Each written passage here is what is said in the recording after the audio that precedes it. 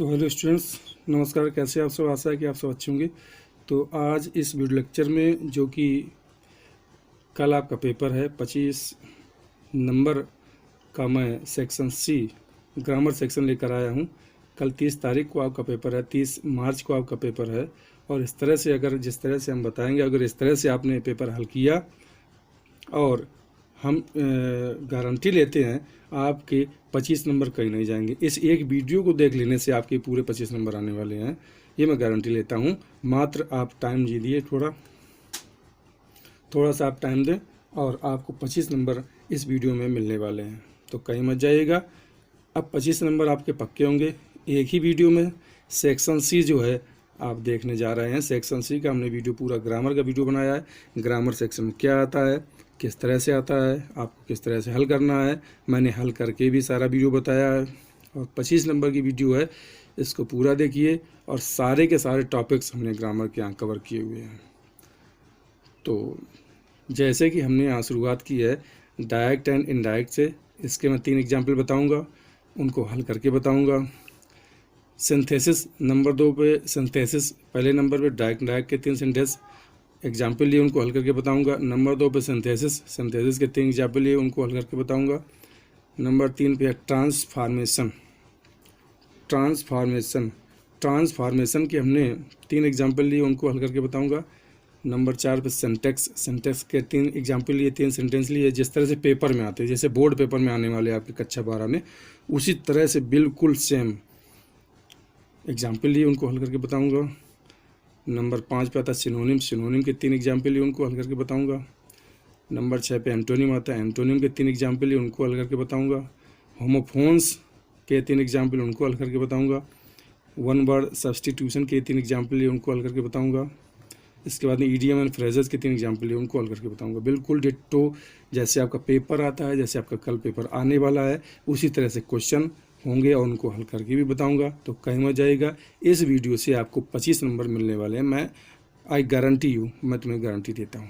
तो चलिए शुरू करते हैं और पहला टॉपिक उठाते हैं। कौन सा?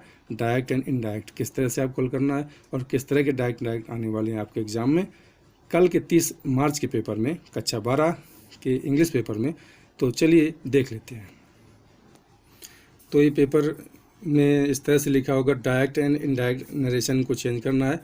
सेंटेंस दिए होंगे, तो हम आपके आपके लिए तीन एग्जाम्पल लेकर के आए हैं। जैसे इसमें लिखा, Ram said to Shyam, I know you and your father well. Ram ने श्याम से कहा कि मैं तुम्हें और तुम्हारे पिताजी को अच्छी तरह से जानता हूँ। तो इसको कैसे हल करना है, तो यहाँ से हल करेंगे इसको।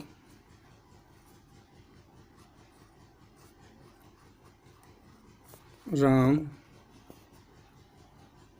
सेड टू को सिंपल सेंटेंस, सेड टू को टोल्ड में करते हैं, टोल्ड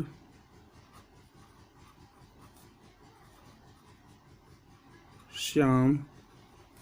अब सिंपल सेंटेंस है, तो सिंपल सेंटेंस के बीच में कंजंक्शन दैट लगा दे। दैट आई है तो आई का ही हो जाएगा। That he, present indefinite tense है तो प्रेजेंट इंडेफिनिट का हो जाएगा past indefinite. He knew him and his father very well. तो इसका इंडायरेक्ट बनेगा, क्वेश्चन है, Ram said to Shyam, I know you and your father very well, या योर फादर वेल। हमने यहाँ वेरी ज़्यादा बढ़ा दिया। तो इसका इंडायरेक्ट बनेगा, Ram told Shyam that he knew him and his father very well. यहाँ वेरी कर दें या ना कर दें, हमने वेरी यहाँ पे लगा दिया, तो इसको हटा भी सकते हैं। तो हो जाएगा, Ram told Shyam that he knew him and his father well. अगला है दूसरा नंबर एग्जाम्पल है, the teacher said to the boy, why are you so late today. तो इसको इंडायरेक्ट कैसे बनाएंगे? द टीचर सेड टू को, यहाँ पे प्रशंसक वाक्य है तो सेड टू को आस्क्ड में करेंगे। आस्क्ड द बॉय, कंजंक्शन नहीं लगाएंगे, कंजंक्शन वाई आ जाएगा, क्योंकि प्रश्नार्थक शब्द अगर बीच में होता है तो वही कंजंक्शन बन जाता है, वाई। आर यू पास्ट में बदलेंगे, why he was late, today को बदलते हैं दैट डे में, दैट डे, फुल स्टॉप। अगला सेंटेंस है my mother said to me don't worry, तो ये इम्परेटिव सेंटेंस है डोंट वरी, तो क्या करेंगे, कैसे बदलेंगे, तो करेंगे माई मदर डोंट वरी, चिंता मत करो, तो सजेशन किया है या एडवाइज कर देंगे, सजेस्टेड मी, डू हटा के नॉट के बाद टू, नॉट टू वरी। इस तरह से आप इनडायरेक्ट सेंटेंस हल करेंगे। तो चलिए लेते हैं अगला नंबर होता है सिंथेसिस का। जो आपके सिंथेसिस आने वाले हैं उनके हमने 3 एग्जाम्पल लिए हैं। चौथा नंबर है 3 सेंटेंस डायरेक्ट के हो गए, और चौथा सेंटेंस है सिंथेसिस का, Ravi took his clothes, he jumped in the pool. तो इन टू द पूल, यहाँ पे इन टू द पूल, तो Ravi took his clothes, he jumped in to the pool.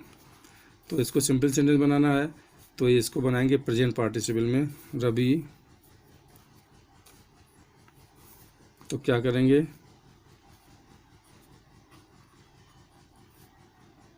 Taking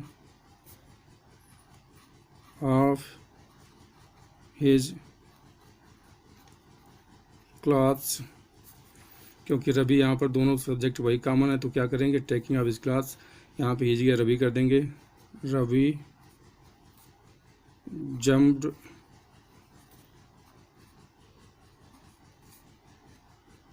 into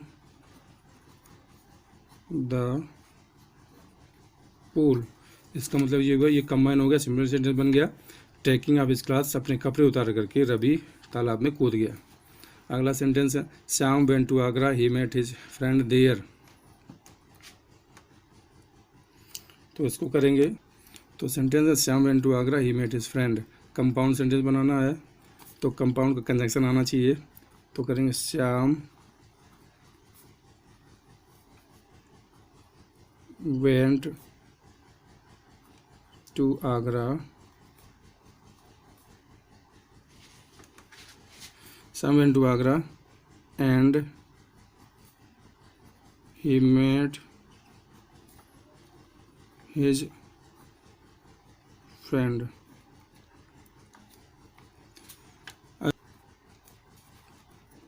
Shyam went to Agra, he met his friend there. Compound sentence बनाना था, तो ये होगा Shyam went to Agra and he met his friend there. इसमें हमने केवल and बढ़ा दिया है, तो एंड, ये जो कंपाउंड सेंटेंस बनाना था, तो कंपाउंड का एक कंजंक्शन होता है एंड, और कुछ नहीं करना, Shyam went to Agra and he there, इतना करना है। अगला सेंटेंस लेते हैं, Rajat found the pen was lost.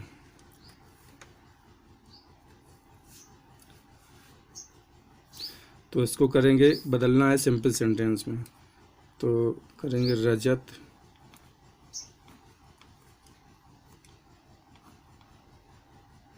Found the lost pen.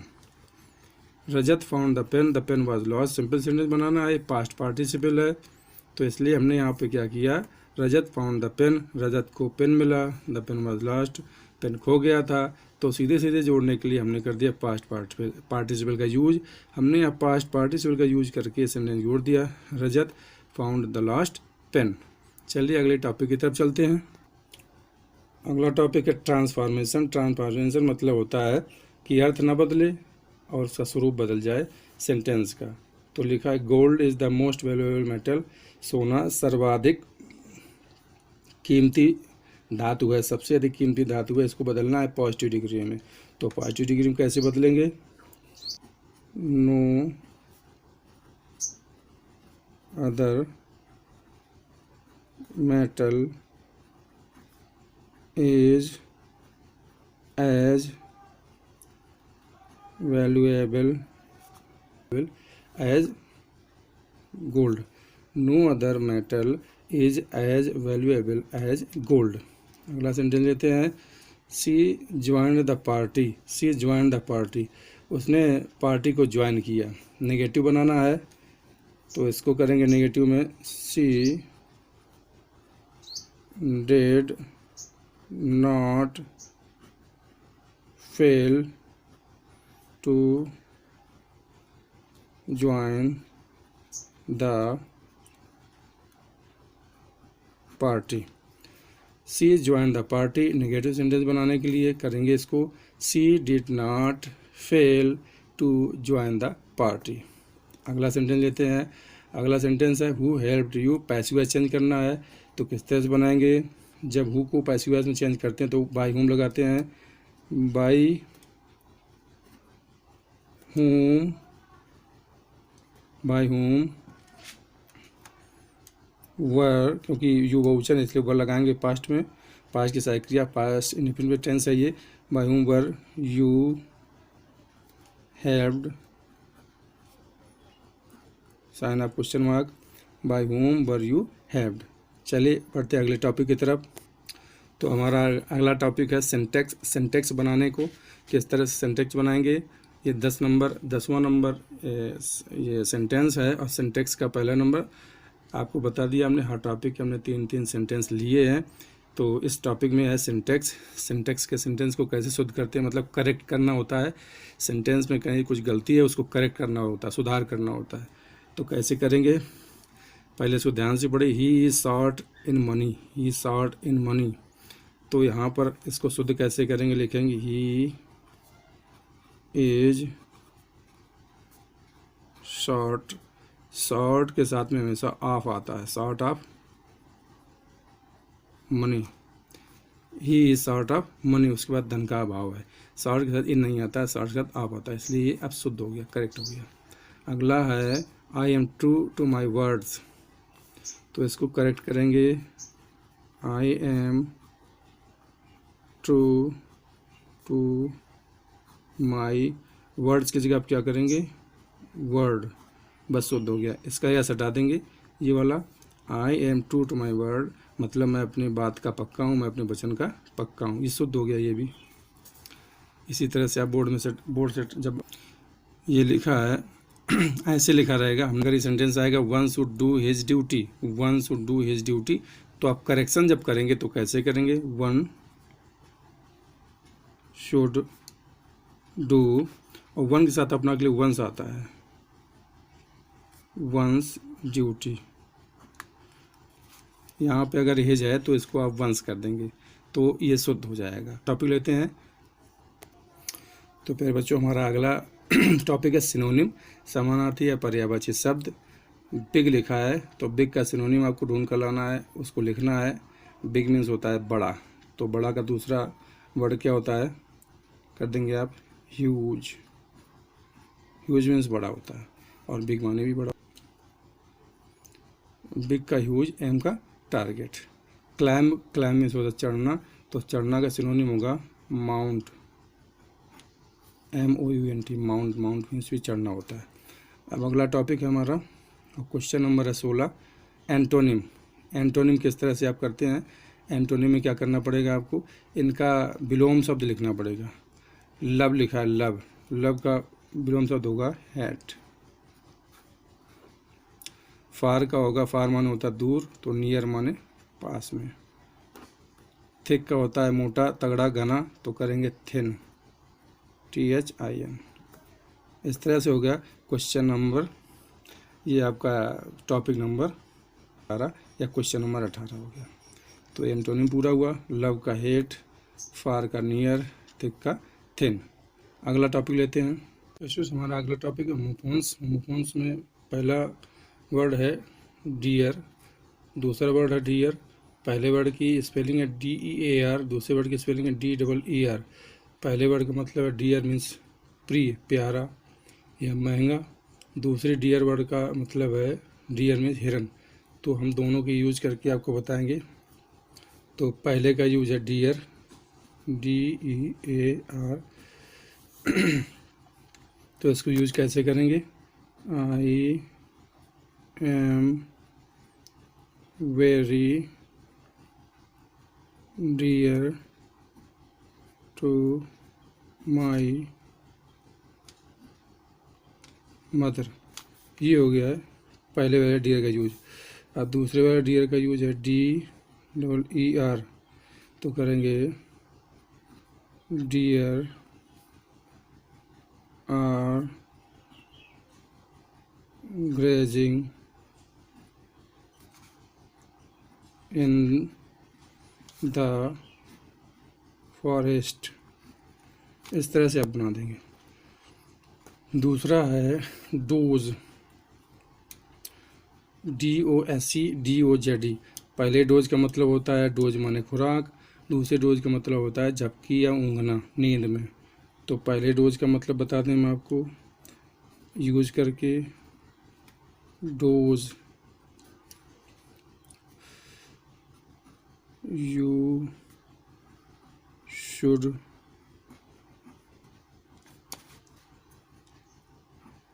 Take your dose of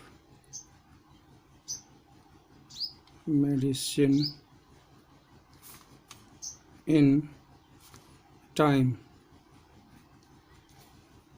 आपको दवा की खुराक टाइम पे लेनी चाहिए, समय पे लेनी चाहिए। अगला डोज है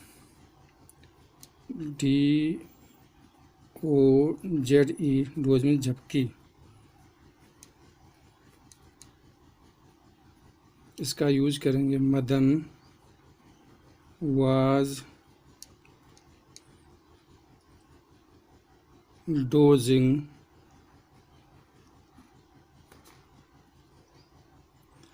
while he was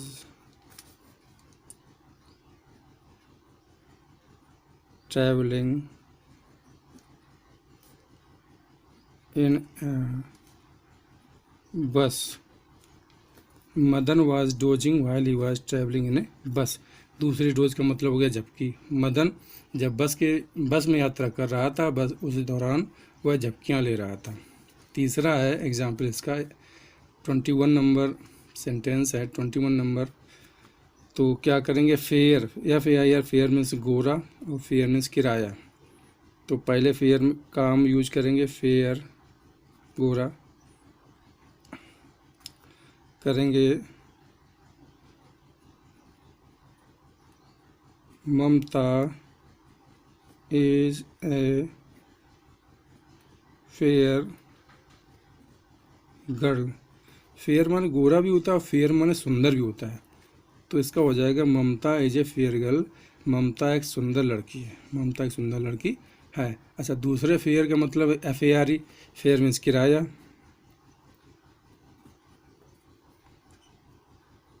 you should pay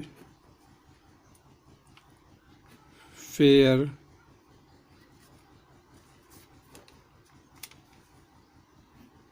for your travelling. इस तरह से आप यूज़ कर सकते हैं। तुम्हें अपने यात्रा का किराया देना चाहिए, अदा करना चाहिए। तो चलिए बढ़ते हैं अगले टॉपिक की तरफ। अब अगला टॉपिक आ गया वन वर्ड सब्स्टिट्यूशन और सेंटेंस नंबर है 22। एग्जाम्पल नंबर है 22। Life history written by someone else. इसको क्या कहते हैं, life history written by someone else? तो इसको कहते हैं बायोग्राफी। क्या कहेंगे, बायोग्राफी। BIOGRAPHY,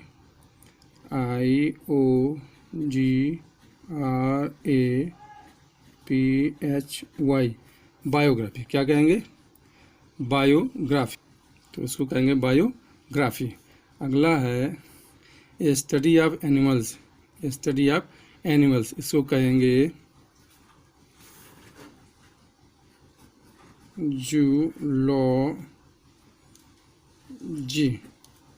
zoology. अगला एग्जाम्पल है 24 number, A number of sheeps. इसको क्या कहेंगे, तो इसको कहेंगे फ्लॉक माने झुंड। ए नंबर ऑफ शीप्स को कहेंगे फ्लॉक। तो चलिए बढ़ते हैं अगले टॉपिक। अगला टॉपिक है idiom and phrases. Idiom and phrases यहाँ पे जो है इसको आप यूज़ करेंगे अपने वर्ड में इसका मतलब समझाते हुए। तो गिव ब्रेक का मतलब होता है अवसर देना। क्या होता है मतलब? अवसर देना या मौका देना। तो इसका यूज करेंगे अपने शब्दों में।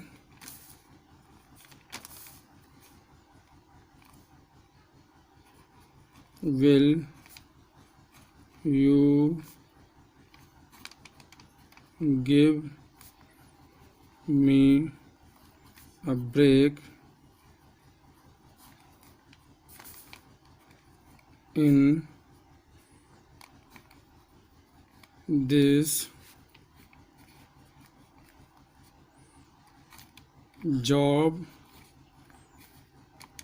Will you give me a break in this job? क्या तुम मुझे इस काम में कोई अवसर दोगे, या इस नौकरी के लिए क्या तुम मुझे कोई अवसर दोगे? तो अगला, तो गुड डील मतलब होता है अत्यधिक मात्रा में, बहुत बड़ी मात्रा में, बड़ी मात्रा में।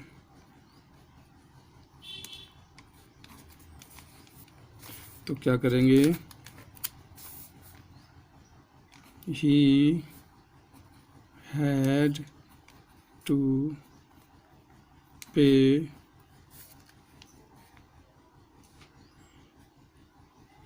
good deal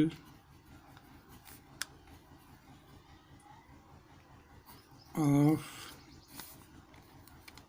money to settle the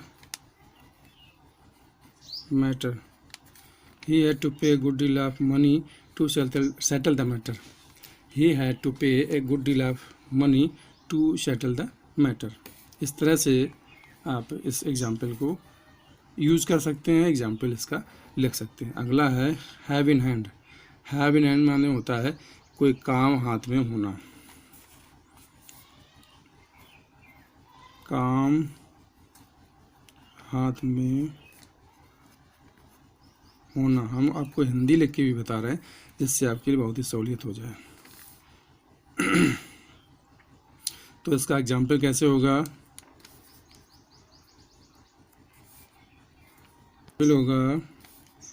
इसका एग्जाम्पल करेंगे व्हाट वर्क